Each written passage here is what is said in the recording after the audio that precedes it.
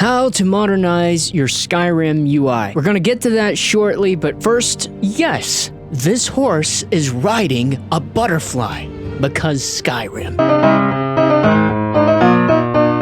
To make this easy, if you'd like to skip directly to where I talk about mods and load order and all that stuff, you can find the timestamp in the description. So go do that. Alright, so those of you who aren't skipping, thank you. I appreciate all of the support that's been coming my way lately. I didn't expect the last Skyrim video, can't speak, I'm so nervous. I didn't expect the last Skyrim video to do so well. In fact, I've already been accused of clickbait, which I would like to address those allegations at this point in time.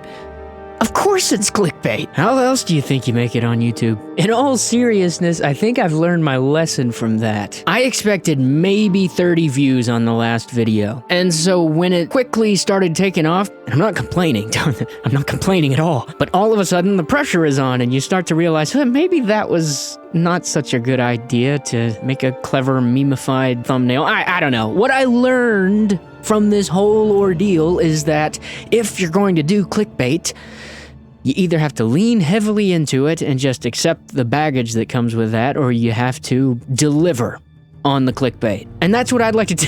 I'd like to use my powers for good from now on. If anything, I'm a rogue with a heart of gold. So the last thing I want is for people to feel swindled or bamboozled. I'm not trying to rob you. I am not trying to rob you. That said, I'm going to be putting out more Skyrim videos because I enjoy making them and hopefully people enjoy watching them. Specifically, I think I'm going to do Saints and Seducers and some of the anniversary content very soon. And it'll be a more traditional Let's Play format. I don't know that I'll cut it as heavily as I do some of the other videos. I'm still learning this whole thing, so just please bear with me. And it's a mod light, quote-unquote, playthrough, meaning that I'm using only the mods that come with the Anniversary Edition, which, I mean, is a lot of content that I haven't seen yet. So mostly what I'm doing in this playthrough are purely quality of life things, maybe some bug fixes here and there. But what this video is about is the user interface mods that I'm using. And I wanted to do a video about them just because I think they're so good and they actually make the Anniversary Edition feel like an Anniversary Edition, like it's been pushed into the future. And it won't be an in-depth mod tutorial. There's plenty of modding tutorials out there, and I know there's people who use Vortex and Mod Organizer too, and all these other crazy tools out there. I use Mod Organizer too, but I'm not going to go heavily into the details of all the file structures and all that. They all have unique instructions. What I am going to do is give you the mod list that I use and the order in which I have installed them to make them play nicely with one another. First and foremost, I recommend downloading and installing SKSE 64. There's an Anniversary Edition build, so if you've just installed Skyrim, again, be sure you run the special edition from the launcher or whatever first, and then get this installed, and then make sure that you can run the game from the script extender executable. You guys know all this. I don't even know why I'm harping on it. Now we start to install the mods that are required in order to get true directional movement to work. The first on that list is SkyHUD, followed closely by SkyUI. Everyone's installed this at one point or another, so I'm not going to spend much time on it. The next one's a bit different, the address library for SKSE plugins. In the file section, there is an Anniversary Edition build. Click that one. That is if you're running the Anniversary Edition. Next, get MCM Helper for Skyrim Special Edition. Pretty easy installation. Hopefully you're using a mod organizer, MO2, Vortex, whatever. Next, Nemesis Unlimited Behavior Engine.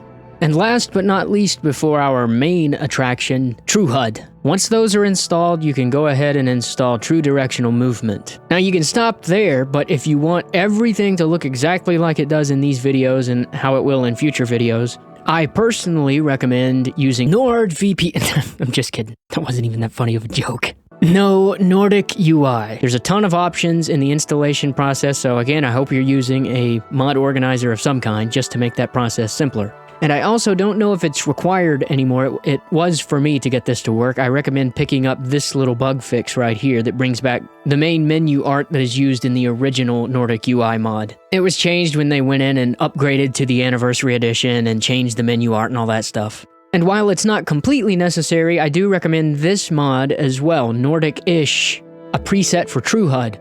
I've tweaked the size of the player widget that you see in the bottom left corner, but other than that, it's pretty much the same right out of the box. And finally, a completely optional mod, a quality world map. I'm using the default preset for this. I just think the art style of this map goes better with the Nordic UI. And then really you should be good to go. This has completely revolutionized Skyrim for me. I don't think that's the proper way of putting that. This has completely changed the way that I play Skyrim, let's put it that way. You can see in the gameplay here that I'm actually using a gamepad, which all works well. I haven't had any issues whatsoever. And I usually don't use a gamepad on Skyrim, so for it to feel as good as it does, I think really speaks volumes to all of the mods in question. I think we all know that Skyrim is a very sort of cinematic experience already, but I think enjoying it and experiencing it from this perspective has really, again, it's made everything new again, and it's sometimes hard to do that when you've played it as much as a lot of us have. Some may call it a bit more of a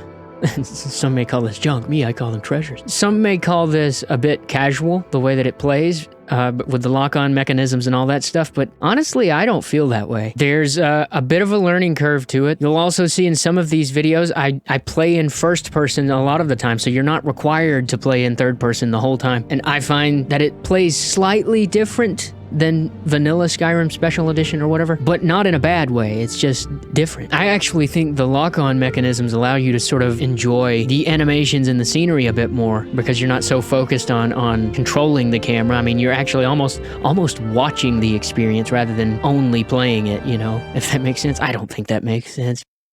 Just rambling now. Gotta hit that 10-minute mark, right? My philosophy with modding, if you can call it a philosophy, is to keep it close to the vanilla experience, or rather a lore-friendly experience, I suppose. I know some people like to mod it where it's just completely unrecognizable, but I like to just sort of tweak things to make them slightly better, if that makes sense. After all, I want to play Skyrim. I mean, I don't want to play another game. I wanted to do that, I would go and do that. Anyway, yeah, if you enjoyed this kind of video, then maybe I'll do more of them. This is kind of different for me. Monologuing during gameplay is completely different than monologuing over B-roll footage. I can tell you that much. I'm learning a lot of things here. This is my, third week of YouTube? I think. Well, 2 weeks for you guys. But anyway, thanks again for everybody who has subscribed over the last few days. Hopefully we can keep this thing going. And happy gaming and all that. I don't know how to end these things. I really don't. Yeah, so let's just end.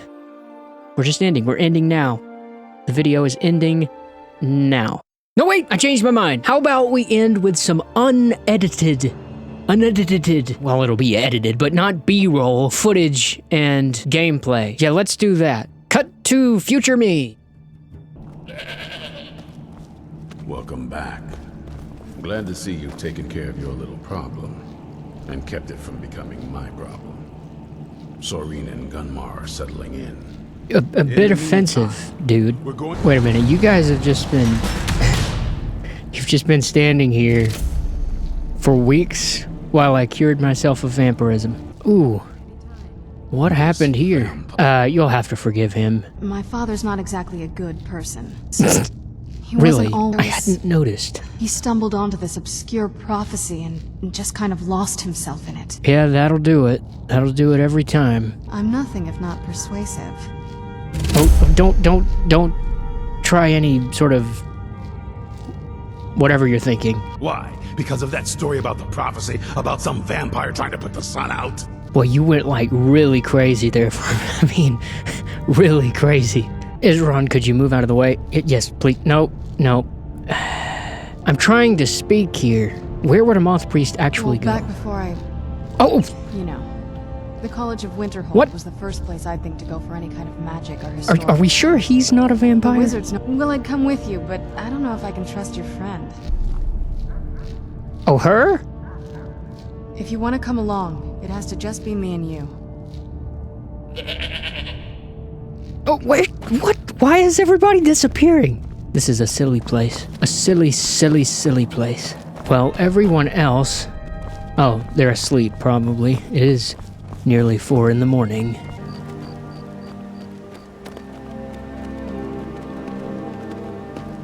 We really need to do something about these corpses. They're not doing our image any favors. It's not a very glorious task, but you know, gotta do what you gotta do. I have been wanting to visit the College of Winterhold anyway, so maybe that's where we should start our search for this moth priest.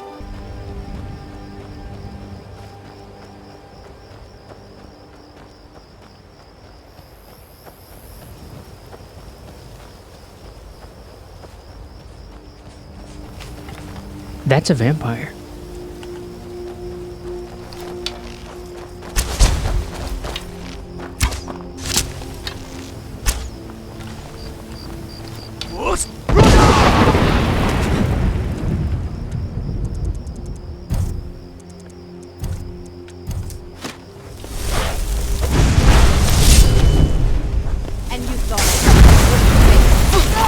Oh, there's another.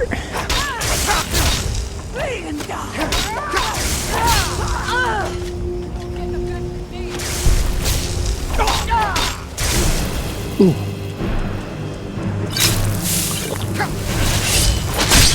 Whoa!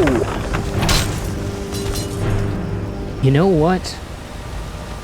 Let's get some fish while we're here. I'm just now realizing I have a lot of fishy escapades in my videos. The Gdania videos, we buy the fish from the man and all that stuff. I don't know. I'm just contemplating whether it's worth this running gag. Do I want to be known as the fish guy?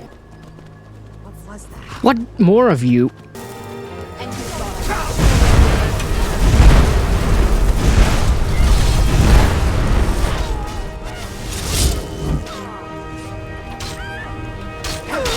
Ah, there we go. Made that look easy. Think we're getting the hang of this, Lydia. Wait, I forgot the horse.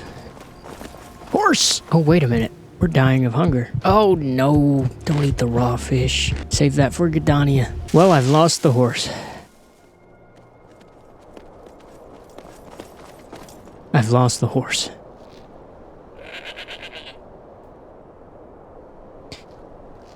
We go on foot then. Well, I guess you guys go on foot anyway, so...